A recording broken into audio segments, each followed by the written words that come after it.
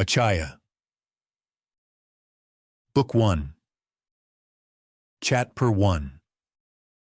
Grand Duke Archentar, one of the 7 Grand Dukes of the Kingdom of Troy, sat brooding on the terrace of the castle, bathed in the crimson rays of the setting sun.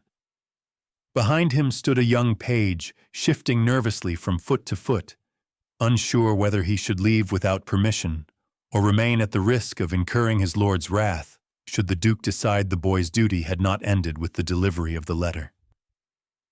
The page had only just begun his service at the castle. 10 days ago, he had still been living with his parents in the village before being taken away and dressed in courtly attire. True, he had been prepared for this role, but learning to serve is one thing, and feeling the weight of the duty firsthand is something different altogether. Now he suffered from his ignorance. Duke Archentar, however, paid him no attention whatsoever. He remained deep in thought in the expansive armchair positioned to offer an uninterrupted view of the sea, now aglow with the sun's light. His half-closed eyes might have suggested he was dozing, but no, the Duke was wide awake, his thoughts circling intently around his daughter, the 15-year-old Achaja. Achaja was an extraordinarily well-educated girl, even by the standards of the Kingdom of Troy, where girls were not denied the right to learn.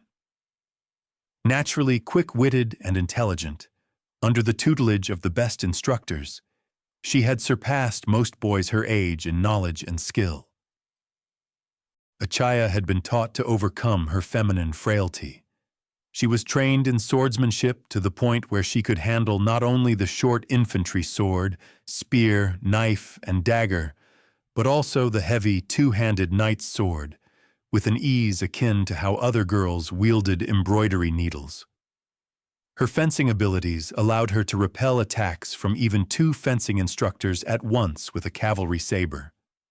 She could shoot a bow like a boy, run and swim like a boy, and ride a horse astride like a boy. But she would never become a boy. Not really. And that very thought disturbed the peace of the Grand Duke. Since the death of his first wife, Archentar had lost hope of having a male heir. By law, Achaja was to inherit his ducal title, yet as a woman, she would never be allowed to sit on the royal council, a fact that robbed Archentar of sleep and filled him with shame every time he attended council meetings alone, while the other dukes brought their sons. His cheeks burned with humiliation when Achaja had to bow first, before men of families far beneath his own, before mere boys who had barely earned their titles. Archentar pitied Achaja, but at the same time something deep within him wanted to punish the innocent girl, or perhaps himself. Perfidiously, he took her with him everywhere she might be exposed to humiliation. Achaja bore it stoically, with a strange inner calm. She had built a world of her own, a sanctuary where she retreated whenever someone tormented her too harshly. But it was not enough for Archentar.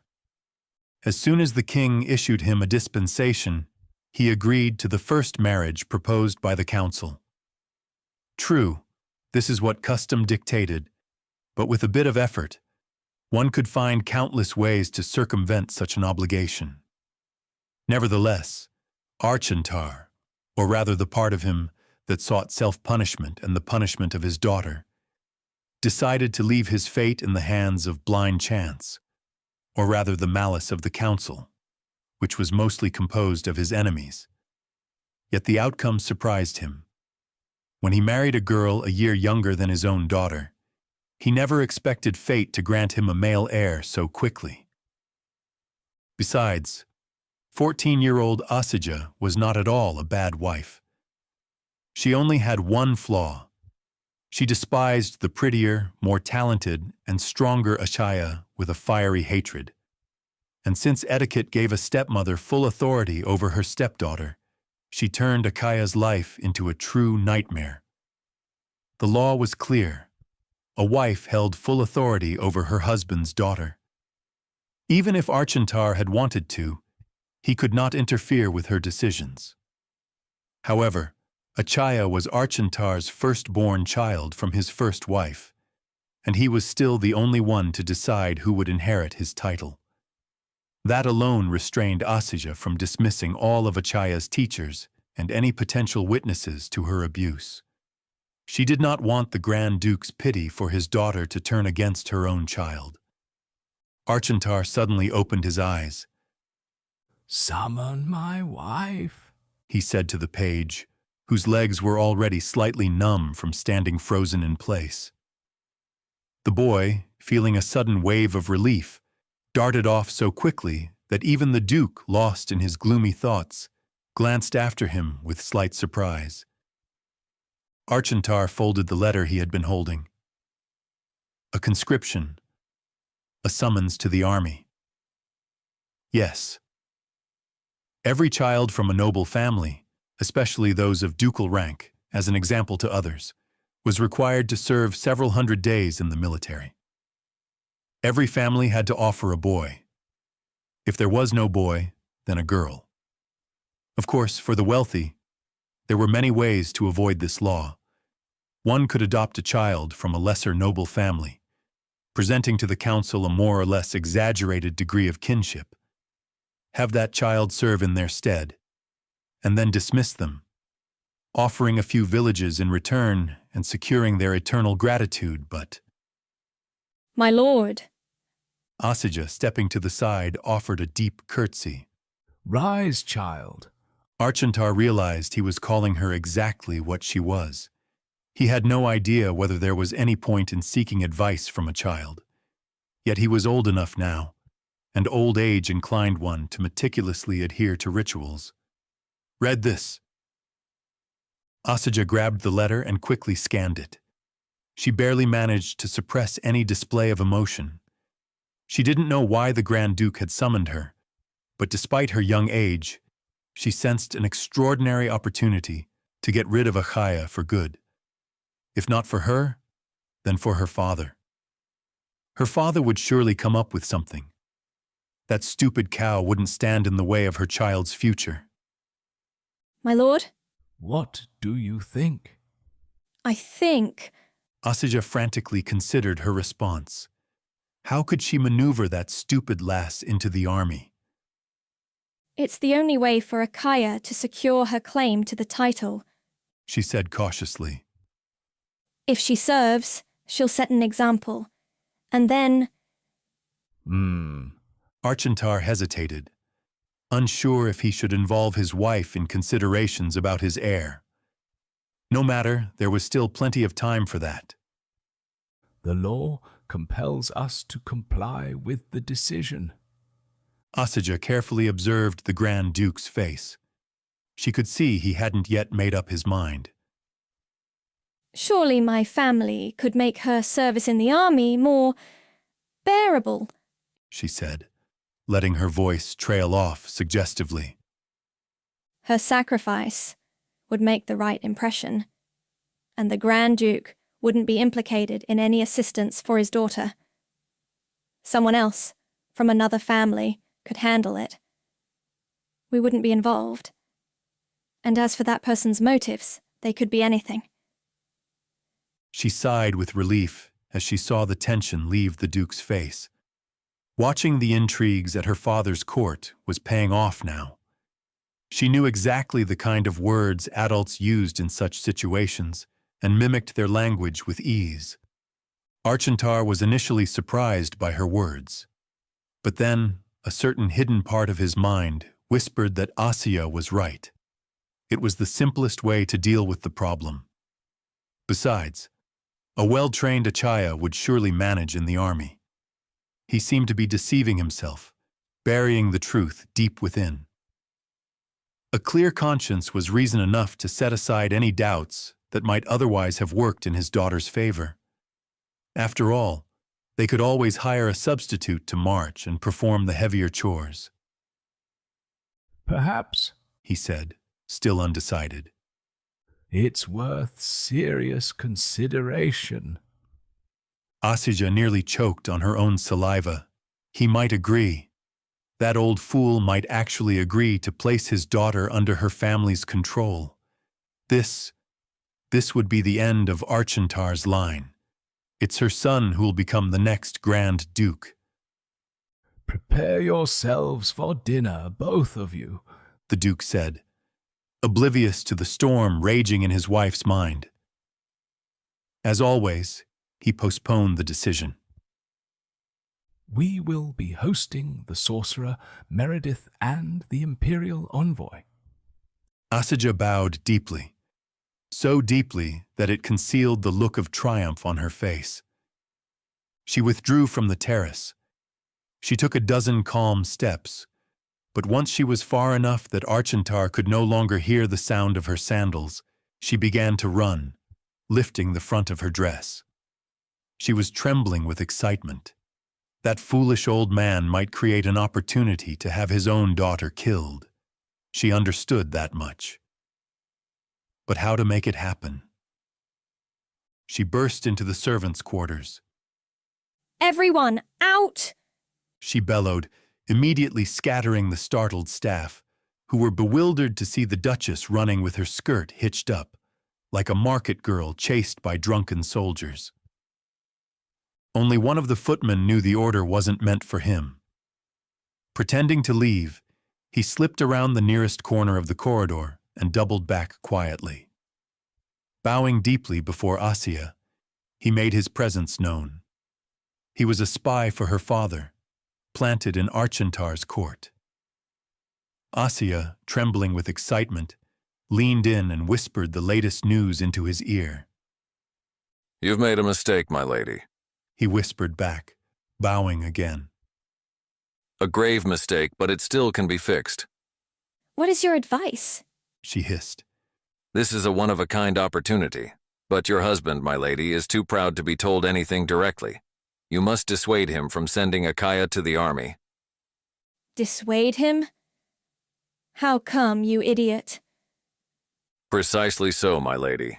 Convince him he shouldn't send his daughter to the army. But every other word you speak must be honor. If you say 200 words to him, 100 of them must be honor. He's obsessed with the idea. And others will convince him that sending his daughter on special conditions is the solution." Wait, if it's on special conditions, nothing will happen to her. "Oh, my lady, that's something only Archentar will believe." But, She hesitated. and the soldiers? What harm would they do to that bitch, knowing she's a duke's daughter? None of those sons of peasants and merchants would dare lay a hand on her. The advisor barely managed to stifle a sigh. Smiling warmly at the foolish girl, he replied, "My lady, in the army it will be told that she's a substitute. Of course, they'll assume she's a hired noblewoman. She must speak properly, have the right manners, and display the requisite class. But a noblewoman with no titles? They'll thrash her soundly, even if only out of jealousy and resentment for their own wretched lives. And after that, leave it to your father. He'll take care of it." She bit her lip. So, what am I supposed to do? "You must dissuade Archentar from the decision, but subtly, gently, and remember, honor, honor, honor. That's all you're to talk about. Make him beg you to hide Achaja somewhere discreet and replace her with a hired noblewoman." You think that will be enough? "Leave it to your father, my lady," He repeated. He looked straight into her face and suddenly smiled. She smiled back, triumphantly. Princess Achaja stood motionless, wrapped in a thin sheet, as two maids combed her long hair, still damp from her bath. Both maids liked Achaja for her quiet demeanor, her understanding nature, her soft voice, her frequent smiles, and the fact that she had never raised her hand against anyone. However, they were afraid to show their feelings. Achaja, feared by all the servants, tolerated no sign of affection toward her stepdaughter. The princess was reading a book propped open on a special stand. She marveled at the skill of the ancient author. No one today could wield words so beautifully. The ancient tale unfolded in a vast forest, where a family of merchants had been captured by wicked men, leaving only their young daughter to escape. Now, the poor girl was running through the trees in complete darkness, perceiving danger in every sound of the forest. The hoot of an owl was the wail of a ghost, the snap of a twig the signal of an approaching predator, and the rustle of grass the sure sign of a venomous snake. Achaja shivered slightly. How vividly it was written! Though it was broad daylight and the sun shone high outside the windows, Achaja, engrossed in the story, found herself glancing around to make sure no forest demon was lurking by the hearth or a wildcat crouched under the table. For a moment, she felt as though she were the lost child in the ancient tale, crying as she ran through the untamed wilderness. In truth, her world, though devoid of trees and mythical horrors, felt much like that wilderness. Achaja was a calm girl. She loved to dream, adored evening walks in the garden, and when Achaja restricted those outings, she would sit by the window, gazing at the stars that bathed the surroundings in their strange light. She loved books and her teachers, even those who instructed her in fencing and horseback riding. Though she disliked those lessons, she knew she needed to be strong and capable to stand in for a son her father never had. Yet now, with the arrival of a stepmother younger than herself and the birth of a true male heir, those pursuits had lost their meaning. Achaja knew that Achaja would soon find a way to strip her of her inheritance rights, but she was not a person of action, and neither knew how nor wished to oppose her. Since she would no longer become a Grand Duchess, she wouldn't have any say in her future marriage. She could only hope that it still would be her father, rather than Achaja, to choose her a husband. She hoped he would find her a kind, somewhat intelligent boy who would take her to a countryside manor where they would make love in the hay. She would bear him children, and she would manage the household. Yes, she remembered the wedding of one of her cousins, one of the most beautiful events she could remember, one in which she was a bridesmaid and stood right next to the affectionate couple throughout the ceremony. Achaja closed her eyes halfway, recalling that girl, her laughing eyes and strangely languid body. Could it happen to her too? Because if Achaja chose her husband, he would either be a toothless old man or one of their enemies, someone to whom she would be given solely for political gain. She knew what such weddings looked like, ceremonies by proxy.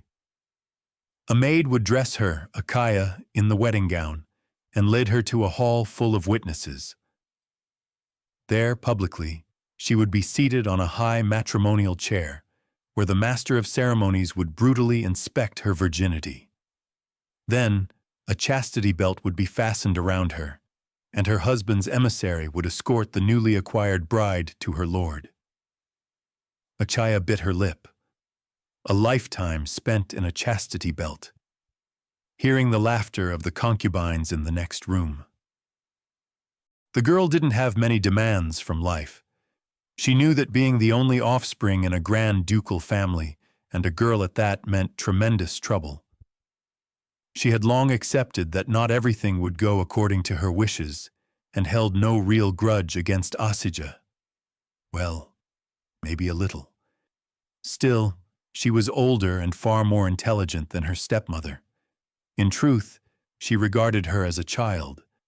She endured all the malice and humiliations with stoic calm, trying to detach herself from the intrigues and the childish, petty world ruled by envy, the thirst for power, and selfish little ambitions.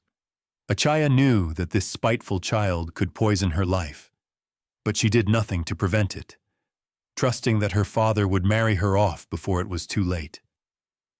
In fact, the news of Achaja giving birth to a son had come as a relief, marking the end of her own troubles. She vaguely sensed, however, that her stepmother couldn't comprehend Achaja's aversion to fighting, her refusal to participate in the race that, in Achaja's mind, anyone with a chance simply had to join. That might be dangerous, but... Achaja flinched at the sound of approaching footsteps. She pulled the sheet higher as the door opened, revealing Achaja alongside the page who had brought the Grand Duke's message. All three girls, Achaja and the two maids, bowed their heads in greeting. Achaja, upon seeing her stepdaughter wrapped in the thin bath sheet, struggled to suppress a triumphant smile.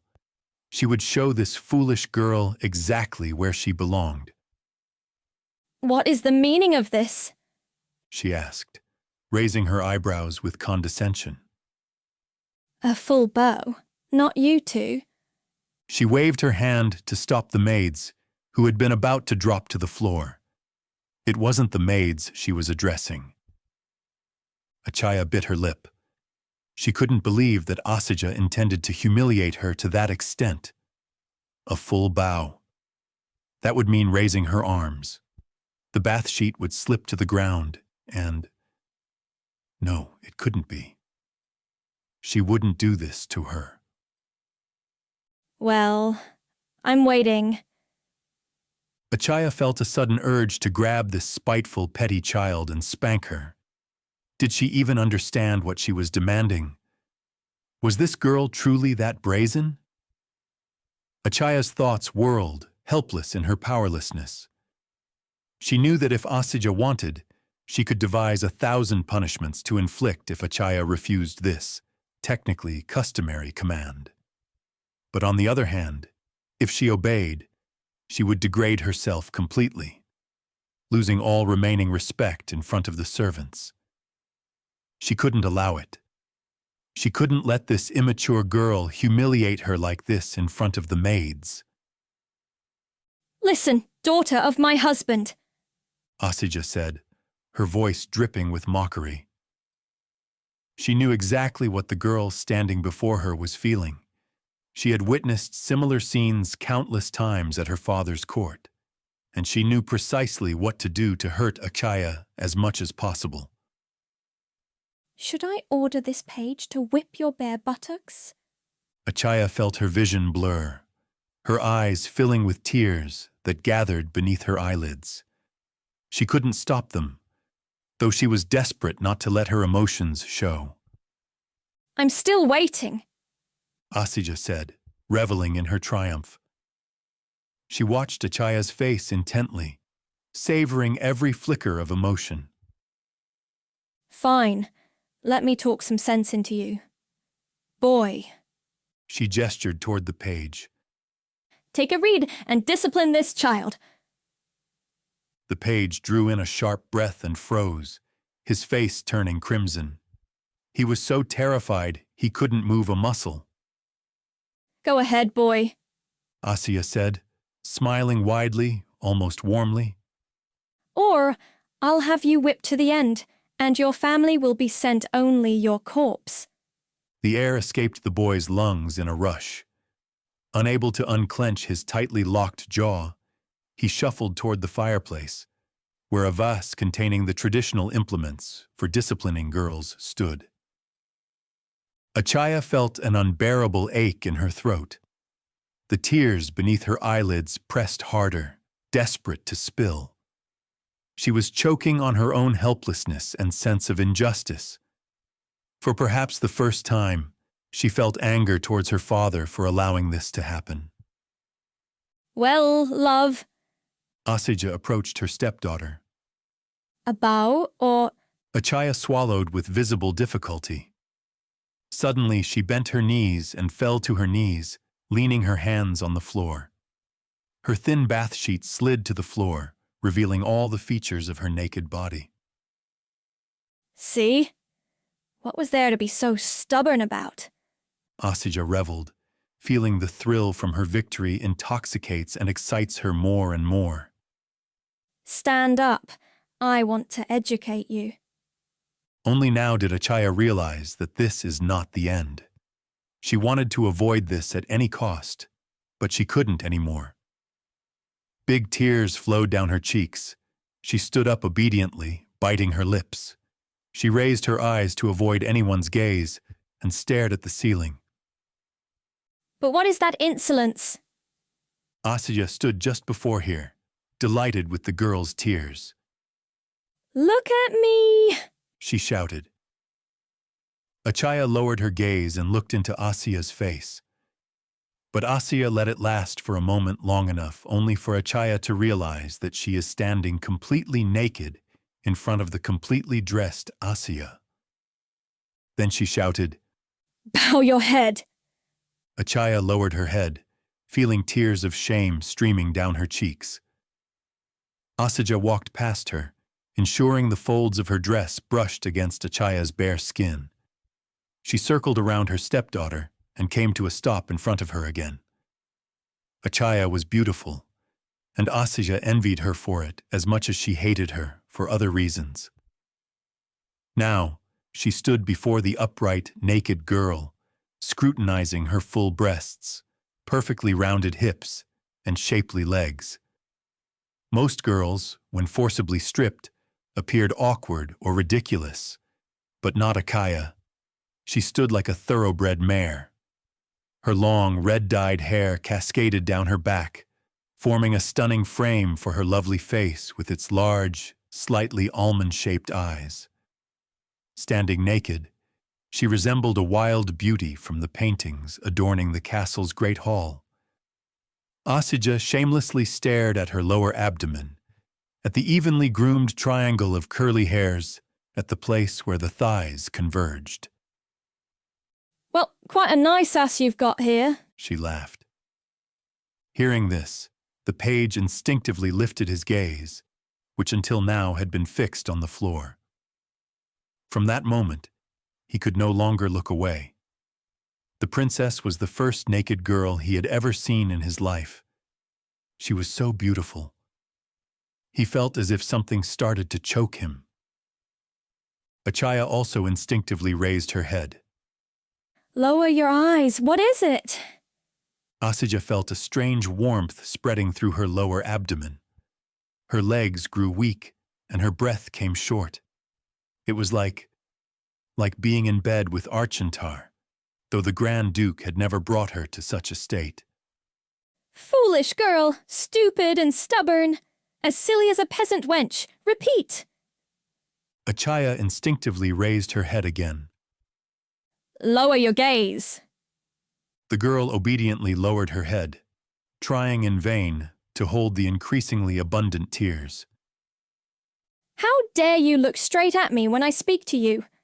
Exclaimed Achaja. You silly ass. Achaja felt she couldn't take it anymore.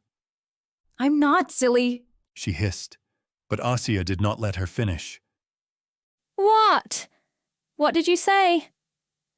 She leaned even closer, so that her dress touched her victim's abdomen. She wanted the girl to even stronger feel her nudity and vulnerability. Repeat. Achaja stood frozen, her head lowered. Under the pressure of her stepmother, she took a step back, but Achaja pushed closer again. You're as stupid as a peasant. Repeat. Achaja took a sudden swing and hit Achaja on her face. The girl recoiled, raising her head. Lower your gaze. Achaja obediently lowered her head. Achaja hit her with her left hand on the other cheek, feeling as the warmth in her belly turns into fire. Thank me. She extended her hands towards Achaja's mouth. Thank you. Achaja whispered through her tightened throat and kissed her stepmother's right hand.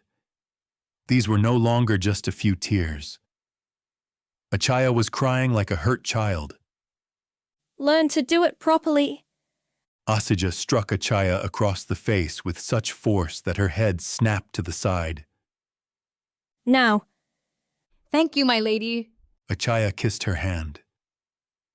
And now, repeat. I am a stupid girl. Achaja whispered. Achaja struck her face again.